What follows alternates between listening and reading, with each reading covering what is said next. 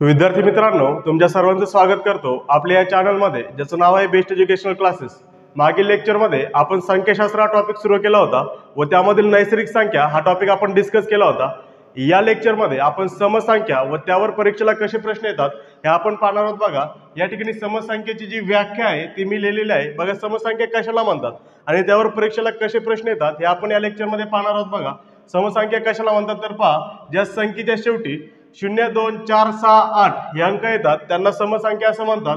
बघा, ज्या संख्येच्या शेवटी 0, 2, 4, 6, 8 हे अंक येतात त्यांना समसंख्या म्हणतात। आणि दुसरी एक डेफिनेशन त्याची आहे, बघा, ज्या संख्येला 2 ने पूर्ण भाग जातो त्याला समसंख्या असं म्हणतात। बघा, त्यानंतर या ठिकाणी जो टॉपिक लिहिलाय, बघा, सर्वात लहान समसंख्या, यावर देखील कधीतरी प्रश्न येऊ शकतो। सर्वात लहान समसंख्या ही 2 आहे आणि जर सर्वात मोठी समसंख्या विचारलं तर बघा ती इन्फिनिटी आहे, म्हणजे अनंत आहे, ती सांगता येत नाही। त्यानंतर बघा, दोन समसंख्यामधील फरक हा 2 असतो। परत एकदा लक्षात ठेवा, ज्या संख्येच्या शेवटी 0, 2, 4, 6, 8 हे अंक येतात त्यांना समसंख्या म्हणतात। फॉर एक्झाम्पल, बघा, 12 ही संख्या सम आहे। त्यानंतरची जर आपण 13 घेतली तर हा शेवटचा जो अंक आहे तो 3 आहे। मग या 5 अंकांपैकी तो आहे का तर नाही, म्हणजे 13 ही समसंख्या नाही। त्यानंतरचा जर 14 आपण घेतला तर 14 ही समसंख्या आहे, कारण की त्याच्या शेवटी 4 आहे, म्हणजे 4 बघा या 5 अंकांमध्ये आहे। त्यानंतर जर 15 आपण घेतला तर 15 च्या शेवटी 5 आहे, मग 15 ही समसंख्या आहे का तर नाही, 15 ही समसंख्या नाही। आता परीक्षेला या टॉपिक वरती प्रश्न कसे येतात हे आपण पाहूया। विद्यार्थी मित्रांनो, आता समसंख्यांवरती पोलीस भरती असो, एमपीएससी असो किंवा इतर कोणतीही स्पर्धा परीक्षा असो, त्याला प्रश्न कसे पडतात ते पाहूया। बघा, पहिला प्रश्न या ठिकाणी दिलाय, पहिल्या 5 समसंख्यांची बेरीज किती।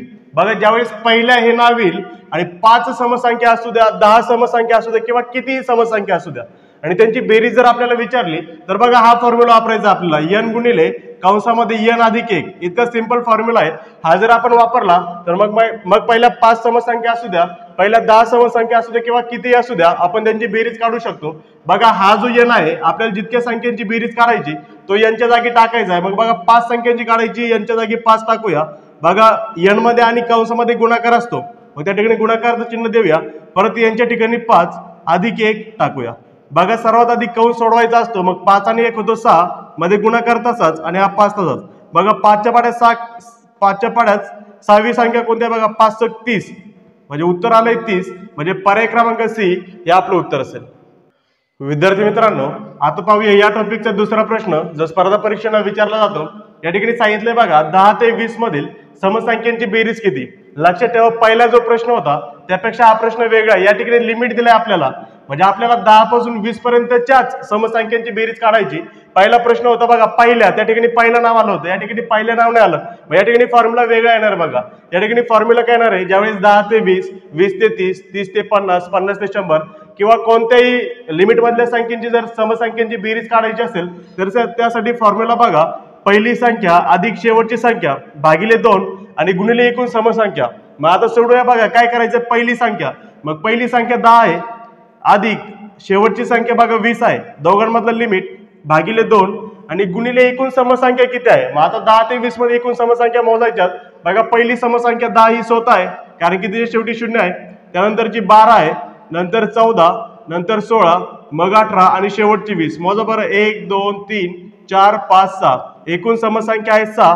मग आता सोडूया। बघा, 10 आणि 20 होतात, बघा, 30 भागिले 2 आणि गुणिले 6, या दोन्ही आपण 6 ला डायरेक्ट भाग देऊ शकतो। बघा, बे एक बे, बे त्रिक 6 उरला। बघा, फक्त 30 गुणिले 3 आणि 30 त्रिक किती होतात, 30 त्रिक होतात 90, म्हणजे बघा पर्याय क्रमांक डी हे आपलं उत्तर असेल।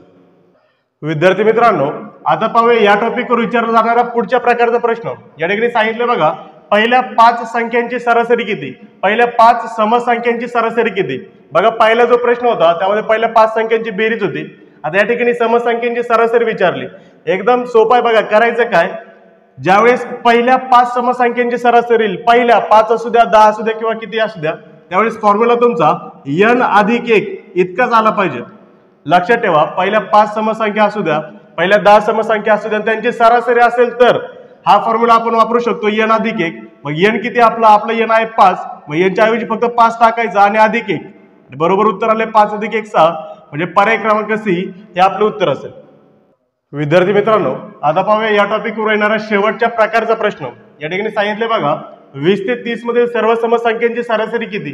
लक्षात ठेवा, या ठिकाणी 20 ते 30 हे आपल्याला लिमिट दिलंय, 20 ते 30 असू द्या, 30 ते 50, 50 ते 100 किंवा 100 ते 200 अशी किती संख्यांमधल्या समसंख्यांची जर सरासरी आपल्याला काढायची असेल तर त्यासाठी हा फॉर्म्युला वापरायचा आपल्याला. फॉर्म्युला काय बघा, पहिली समसंख्या अधिक शेवटची समसंख्या आणि भागिले 2.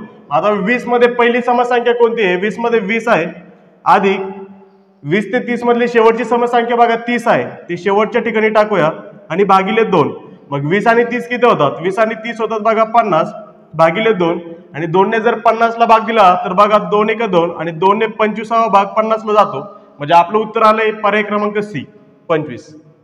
विद्यार्थी मित्रांनो, जर तुम्ही कोणत्याही स्पर्धा परीक्षेची तयारी करत असाल आणि तुम्ही हा जर व्हिडिओ काळजीपूर्वक पाहिला असेल आणि जर समसंख्यांवरती कोणता प्रश्न आला तर याच लेक्चर मधून येईल हे निश्चित समजा. बघा, जर तुम्हाला आज व्हिडिओ समजला असेल तर तुमच्यासाठी होमवर्क देतो. बघा, एक प्रश्न आणि 2 प्रश्न. जर व्हिडिओ काळजीपूर्वक पाहिला असेल तर या प्रश्नांचे उत्तर कमेंट बॉक्समध्ये द्यायला विसरू नका आणि जर व्हिडिओ आवडला असेल तर आमच्या चॅनलला सबस्क्राईब करायला विसरू नका.